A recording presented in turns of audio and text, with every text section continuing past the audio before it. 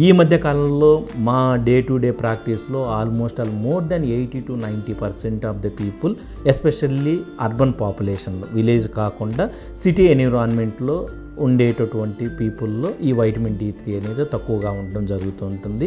ఈ vitamin D3 తక్కువగా ఉండటం వల్ల ఈ మధ్య రీసెర్చ్లో తేలింది ఏంటంటే, రొటీన్గా ఇది కాల్షియం మెటబాలిజంకి చాలా ఇంపార్టెంట్ అండి. వైటమిన్ D3 వల్ల ఇది వైటమిన్ D3 తగ్గినప్పుడు ఏంటంటే మనం నాన్ స్పెసిఫిక్ జాయింట్ పెయిన్స్ అండి, బాడీలో రకరకాల ఏరియాల్లో బాడీ పెయిన్స్ వస్తూ ఉంటాయి మనకి. ఎందుకంటే కాల్షియం మెటబాలిజం అబ్నార్మాలిటీ జరగడం వల్ల కండరాలు, జాయింట్లు అనేది నొప్పులు రావడం అనేది ఎక్కువగా మనం చూసేటటువంటి పాయింట్.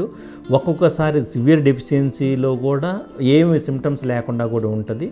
కాకపోతే ఈ మధ్య రీసెంట్ అడ్వాన్స్లో ఈ వైటమిన్ D3 అనేది డెఫిషియన్సీ ఉండటం వల్ల మనకన్నట్టు కొన్ని రకాలైనటువంటి కొంత పార్ట్, నేను చెప్పినట్టు అంత వైటమిన్ D3నే తగ్గితే ఈ ప్రాబ్లమ్స్ వస్తాయని కాదు, కానీ కొంత రీసెంట్ అడ్వాన్స్ ప్రకారం ఏంటంటే వైటమిన్ D3 తక్కువ ఉన్నప్పుడు హార్ట్కు సంబంధించినటువంటి కొన్ని రకాల ప్రాబ్లమ్స్ కానీ, క్యాన్సర్కి సంబంధించినటువంటి కొన్ని రకాల ప్రాబ్లమ్స్ కానీ, తర్వాత బోన్స్కి సంబంధించినటువంటి కొన్ని రకాలైనటువంటి వ్యాధులు కానీ, మన గ్యాస్ట్రోఎంటరాలజీకి సంబంధించినటువంటి కొన్ని రకాల వ్యాధులు కానీ, స్కిన్కి సంబంధించినటువంటి కొన్ని వ్యాధులు వెరీ కామన్గా వచ్చేదానికి ఆస్కారం ఉంటుంది.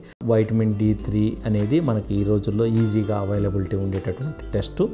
ఇది ఎవరైనా చేయించుకోవచ్చు. ఇది చేయించుకున్నప్పుడు మనకి జనరల్గా వైటమిన్ D3 అనేది ఒక్కొక్క రోజుకు వచ్చి సుమారు అప్రాక్సిమేట్ మనకు 2000 ఇంటర్నేషనల్ యూనిట్స్ అనేది అవసరం ఉంటుంటుంది. అప్రాక్సిమేట్ 1000 నుంచి 2000 ఇంటర్నేషనల్ యూనిట్స్ అవసరం ఉంటుంది. అటువంటప్పుడు మనం టెస్ట్ చేయించినప్పుడు మనకి ఇన్సఫిషియెంట్, ఇందాక మనం చెప్పినప్పుడు ఏదైతే 30 ఇంటర్నేషనల్ యూనిట్స్ తక్కువ ఉన్నప్పుడు మనం ఇమీడియట్గా చిన్న టాబ్లెట్ ఫామ్స్లో దొరుకుతుంది, లేదనుకుంటే సిరప్లో ఉంటుంది, లేదంటే ఇంజెక్షన్ ఫామ్లో దొరుకుతుంటుంది.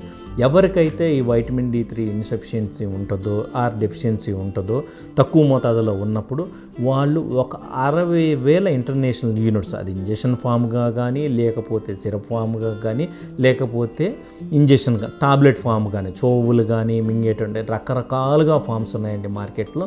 ఒక వారానికి ఒక టాబ్లెట్లు, అలా మనకేంటంటే ఒక 8 వారాలు ఆ 60,000 ఇంటర్నేషనల్ యూనిట్స్ తీసుకొని 8 వారాలకి మన డెఫిషియెంట్ అనేది ఆల్మోస్ట్ అలా కవర్ అయ్యేదానికి ఎక్కువ పర్సెంట్ ఆస్కారం ఉంటుంది.